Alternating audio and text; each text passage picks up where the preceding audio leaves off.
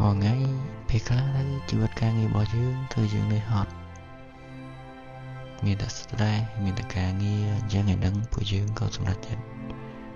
គេពីទីក្រុងមករកធម្មជាតិម្ដងហើយគោលដៅនេះគឺភ្នំក្លែនក្នុងម៉ោង 7 ជាងពួកយើងញ៉ាំអាហារពេលព្រឹកហើយក៏បានជិះម៉ូតូចេញពីសៀមរាបសំដៅទៅរកភ្នំក្លែនជិះខ្ទង់ជា1ម៉ោងកន្លះ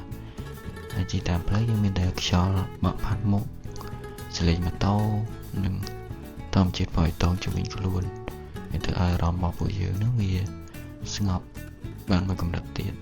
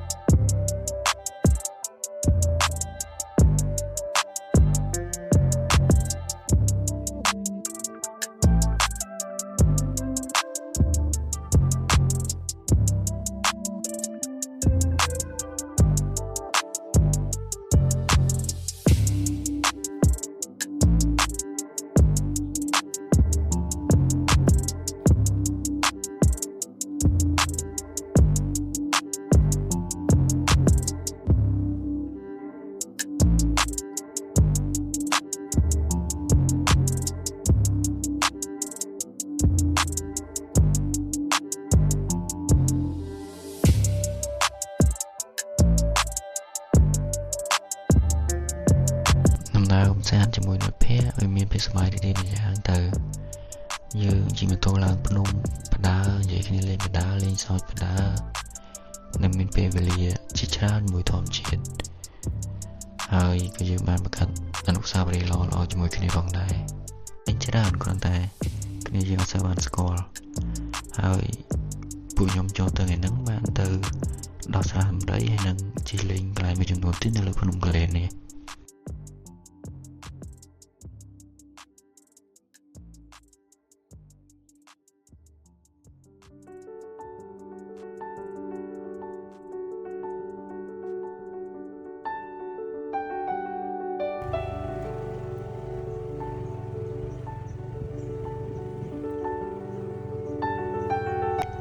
ហើយពេលជិះទៅពួកយើងក៏បានជិះទៅចូលទៅក្រុងប៉ែឈើមួយគឺសំដៅទៅរក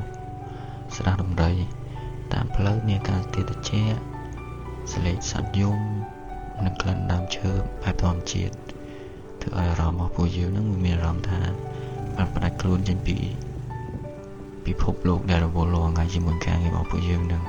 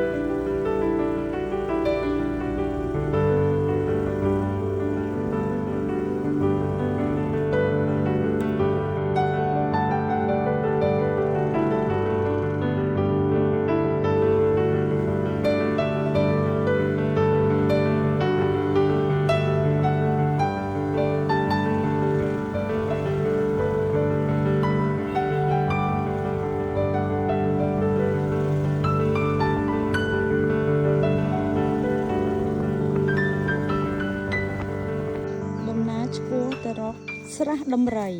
ឃើញ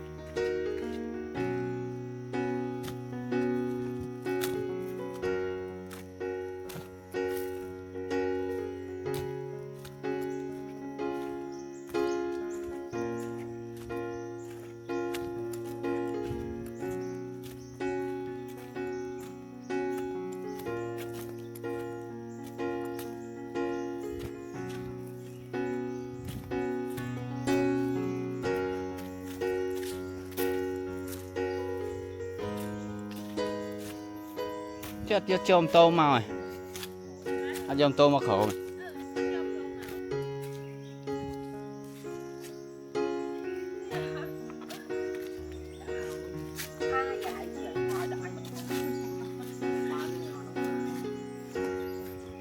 chôm tô mà khổ mà hôm nay chỉ mau nó con chọn đây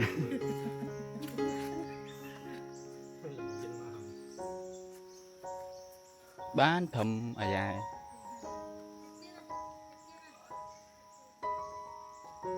นี่หกตัวใหม่อันนี้ตัวใหม่ในบุญเป็นตาปี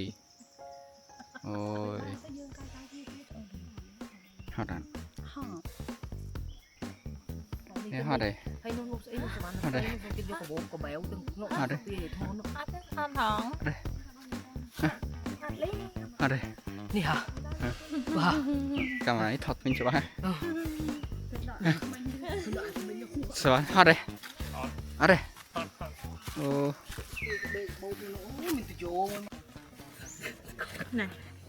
ការសម្រាប់ចិត្តដើរលេងកន្លែងមួយវិញមិនចាំបាច់តែចំណាយច្រើនវាក៏តែមានពាក់ល្អល្អចូលចិត្តគ្នា បាយ ជិះម៉ូតូតាមផ្លូវមានពេលវេលាល្អជាមួយគ្នាគឺវាគ្រប់គ្រាន់ហើយរយៈពេលវែងឆ្ងាយមក Rồi យើងបានអង្គុយបាយនៅកណ្ដាលព្រៃ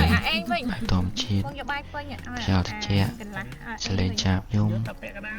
ញ៉ៃទៅអារម្មណ៍នោះវាបាក់ពណ៌នានឹងតែ enjoy life สิบาย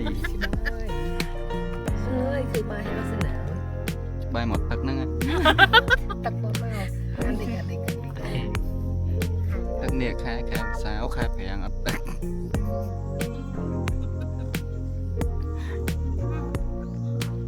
នឹងពេលធ្វើម្បាសិបាយកន្លែងម្បា ហើយចំណុចដែលខ្ញុំចូលចិត្តខ្លាំងផុតនៅលើព្រំកលែនេះគឺទឹកជ្រោះព្រំកលែទឹកនេះមានរំត្រជាក់ខ្លាំងហើយវាបានស្រាប់ចលេងទឹកធ្លាក់និងបរិយាកាសជុំវិញខ្លួនវាធ្វើឲ្យអារម្មណ៍យើងស្ងប់ពេលខ្លះទៅយើងក៏ត្រូវការពេលស្ងប់ស្ងាត់សម្រាប់ខ្លួនឯងដែរមាន